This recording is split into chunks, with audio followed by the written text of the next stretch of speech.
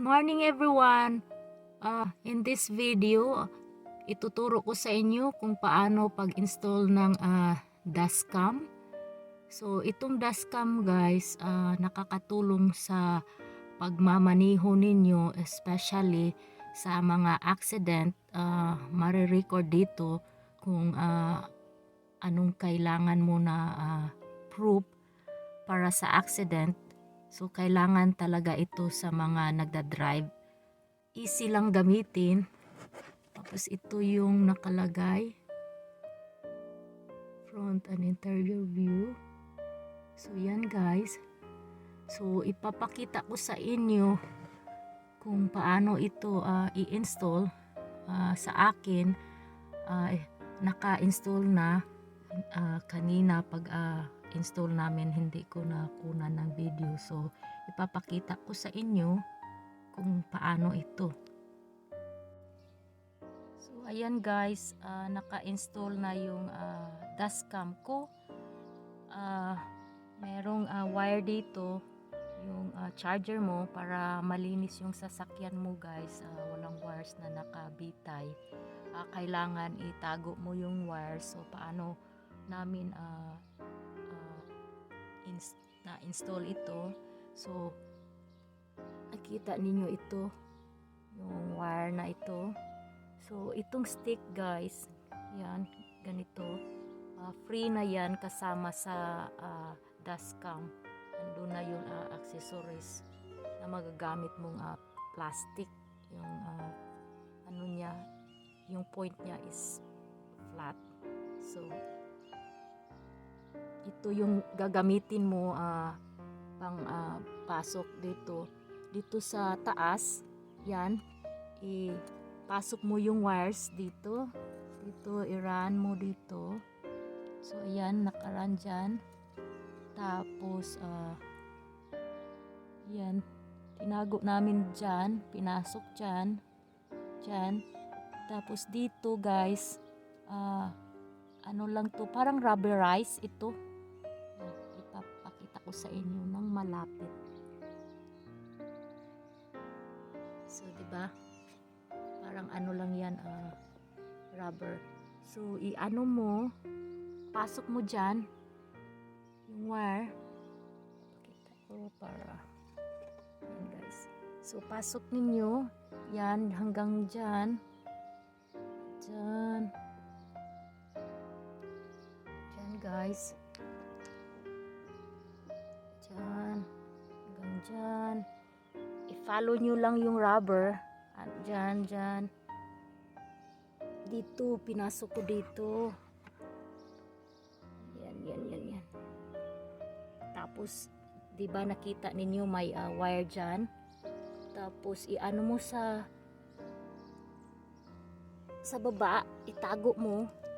Yan, pakita ko sandali kung makikita ba. Yan, tinago ko dyan. Yan, tapos may duct tape ako na nakakatulong para ma-hold yung wire niya.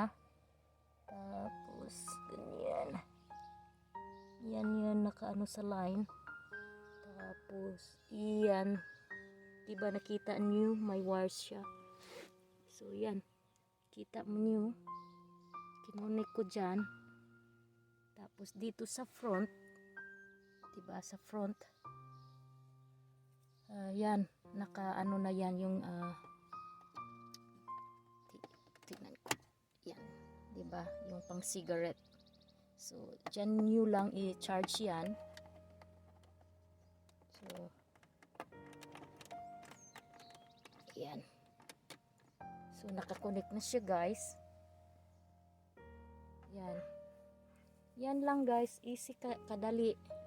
Tapos ipapakita ko sa inyo kung paano siya gamitin. Automatic lang pag nakauna yung sasakyan mo, mag-on na yung magre-record na yung dashcam. Automatic yan guys. Pero sisit nyo muna yun bago lahat. So papakita ko sa inyo, okay? So ayan na guys, naka-install na siya. So isi-setting nyo muna siya. So dito may button siya dito. sobrang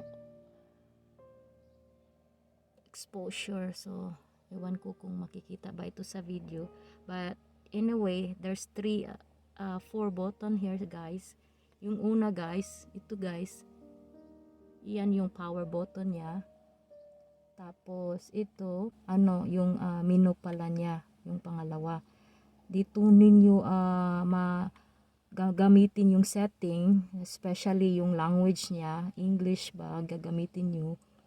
Tapos yung date, isi-setting nyo dito. Tapos yung pangatlong button guys, ito yung audio niya. Tapos yung kulay orange dito, ito yung pang-lock niya.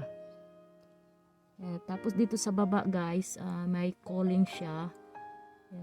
Para pag mainit ang panahon, dito nakakatulong ito yung may mga butas-butas dito. Tapos dito guys, may micro SD card kayo, ipapasok nyo dito. Tapos kung gusto nyo i-reset siya, may maliit na butas dito, gagamitin nyo lang ito para parehas ng cellphone na nalagay dito lang. So yan lang kadali guys.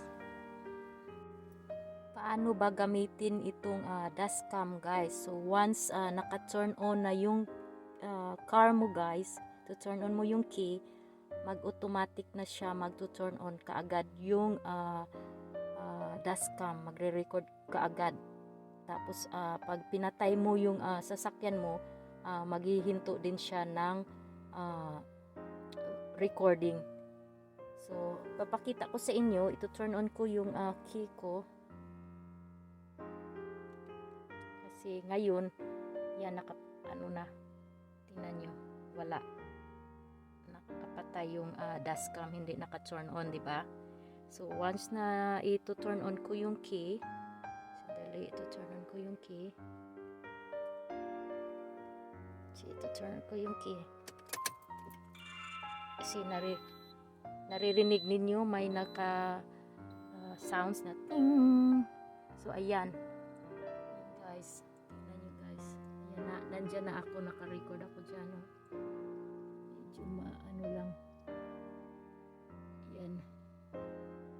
So tingnan nyo dito guys, may siya. May pula at saka yung red guys, di ba?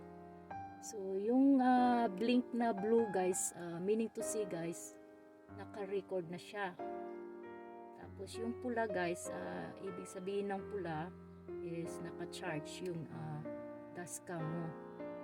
So kailangan talaga nakakunik yan dito sa sasakyan mo all the time, naka-charge para mag-record, continue lang siyang record pag malayo yung pupuntahan. So tingnan nyo guys, pag pinatay ko yung sasakyan, din yan, automatic mag-turn off yung dashcam. Tingnan nyo, i-turn off ko yung engine, okay? Tingnan nyo, yan, may naririnig kayong sounds. Turn off na yan. So meron din siyang manual guys, kung gusto niyo malaman, to learn more. So dito lang guys, babasahin nyo lang yung dashcam manual guys, dito kasama na yan. So yan guys, maganda talaga itong tawag nito dashcam, kasi nakakatulong talaga ito, especially sa mga drivers na may aksidente. So tatawag ka ng pulis, tapos yung isang driver, pag nag-claim sila na kasalanan mo, so ipupull mo lang yung video mo, kasi naka-record na yan. Makikita talaga kung anong nangyari sa aksidente at kung sino ang may kasalanan. So talagang useful talaga itong dashcam. Pasok ko sa trabaho dito sa Texas, marami ding driver na hindi nag-iingat. Kahit yung sign is or turn only, yung sign turn only is nag ano sila, nag straight.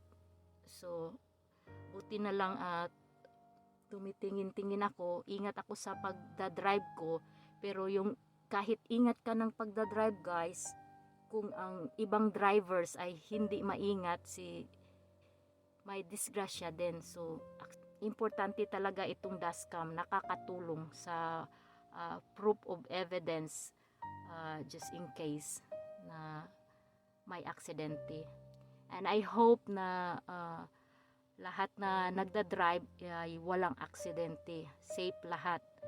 Ito lang yung option na prepare ko sa sarili ko. I hope guys nakakatulong itong video na to. So if you like this video, just go ahead, hit the thumbs up, and until next guys, bye bye and thank you.